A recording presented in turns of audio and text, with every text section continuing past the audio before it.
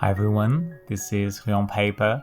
Today we will be continuing the ink swatching series with our first selection of purple inks. There will be some darker purples, some royal purples, but also lighter colors such as lavender and lilac colored inks. Some inks have a bit of sheen, a sprinkle of shimmer, and we even have two scented inks. As always, I'll be using a glass of water, my Pilot Iro Uchishi dip pen in fine, my makeshift sample vial holder, and an old towel. I'll be swatching on 52 GSM Tomoe River paper, and with all of that said, let's get swatching. The first ink is Sailor Ink Studio 650. Sailor Ink Studio 650 is a very dark ink. It's a bit of a cooler toned purple, not yet in that realm of blurple, but it definitely has more blue than red. The ink has quite a bit of sheen, which in this case is sort of a dark green. And while I think the color of this ink is beautiful, I find it a bit too dark. It's like I know it's a purple, but I can't always see that. Then we have Monteverde Elephant. Elephant is part of the jungle line of Monteverde inks. In terms of blue-leaning or red-leaning purples, this one is fairly in the middle. It is, however, quite unsaturated, which I personally really like for purple ink. I've also found that a lot of purple inks are enthusiastic sheeners, but Monteverde Elephant is a great option if you don't really like sheen. In terms of performance, this ink is a bit wetter than most of my inks, which I found to be the case for all the Monteverde inks I've tried so far.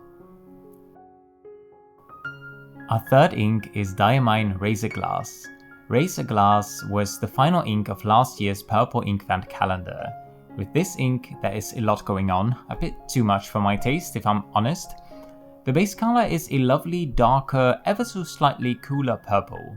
It has a lot of sheen, in this case a coppery brown. On top of that, it has a chameleon shimmer. Chameleon shimmer particles change color depending on the angle at which you look at them, but to my eyes the shimmer in this ink looks mostly green. I still haven't found out what the other color is supposed to be. And despite all the sheen and shimmer, the ink behaves well and has a good flow.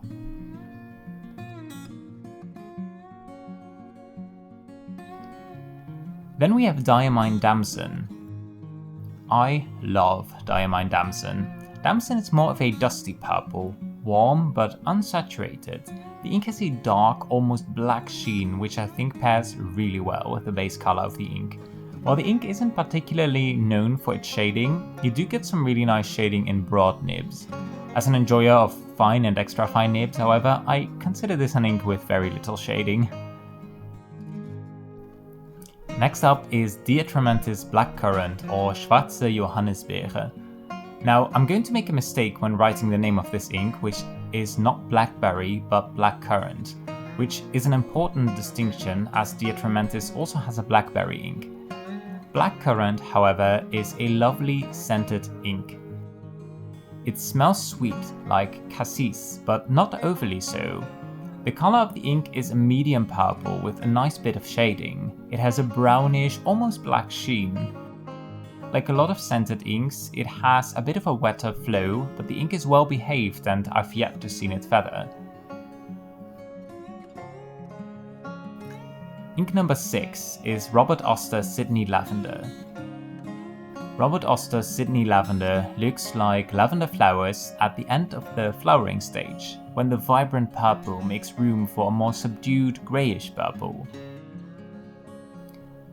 The ink has quite a bit of shading, and it looks a bit cooler, a bit more blue in the lighter parts, while it looks a bit warmer and more red-leaning where the ink pools.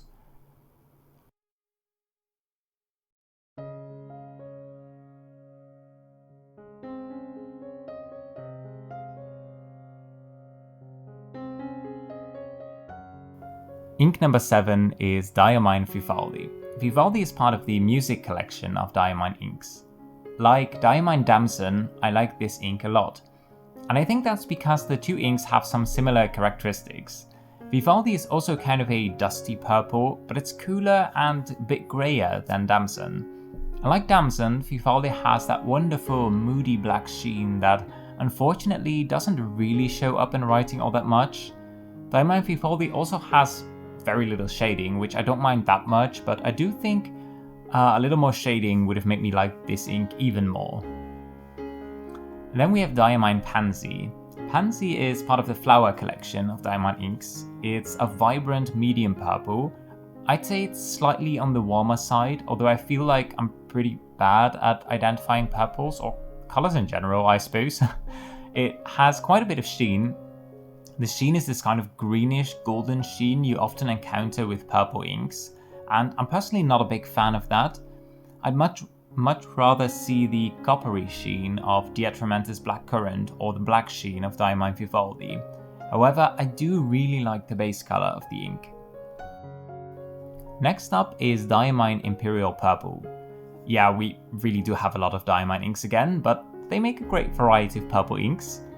Imperial Purple to me is the embodiment of the color purple. It is a tad cooler than Pansy, and I'd say it's perfectly in the middle of bluish and reddish leaning purples. It has quite a bit of golden sheen, but it's a little less green than in Pansy. One thing about this ink is that it smells really stuffy, a bit like a dank garden shed. At first I thought there was something funny going on with my bottle, but after some googling it seems that there's a few purple diamond inks that always have this smell, and I suppose that it has something to do with the ingredients needed to create this kind of color. The next ink is Diamine Bilberry. I first discovered Diamine Bilberry when I was looking for a purple ink that is saturated but doesn't have that greenish golden sheen, and Diamine Bilberry has that coppery brown sheen I like a lot. The base color of the ink is a bit cooler than Diamine Imperial Purple, so in terms of temperature, Imperial Purple is like in the middle, and then Pansy is a bit more red, and Bilberry is a bit more blue. I think Bilberry may have the most sheen out of these three inks.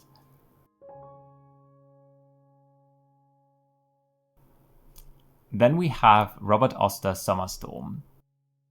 This ink looks more grey when wet than when it dries, but it remains a cooler, more unsaturated purple. Like Robert Oster's Sydney Lavender, Summer Storm also has some great shading. I think Summer Storm is slightly cooler than Sydney Lavender, but both inks are definitely in that realm of lavender purple.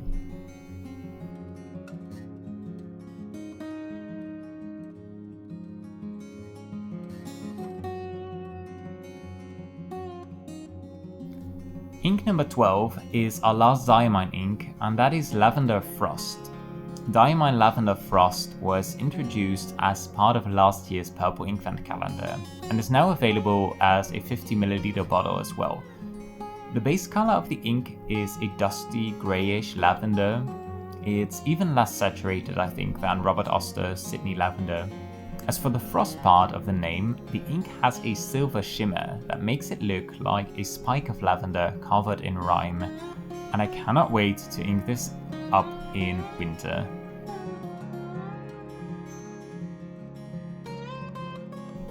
We have 4 more inks on the next page, with the first one being Herbin Lavande, or Lavender.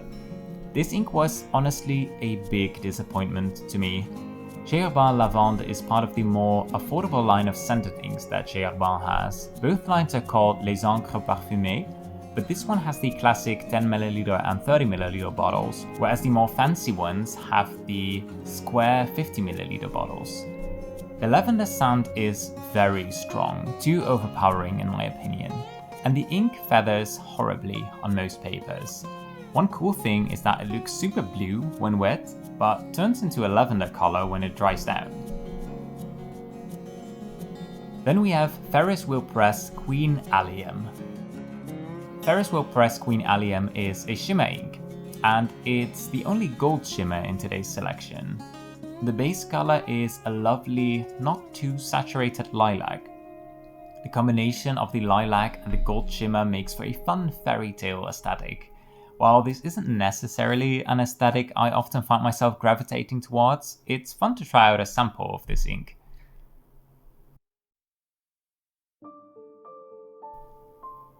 Next up is Robert Oster Violet Clouds.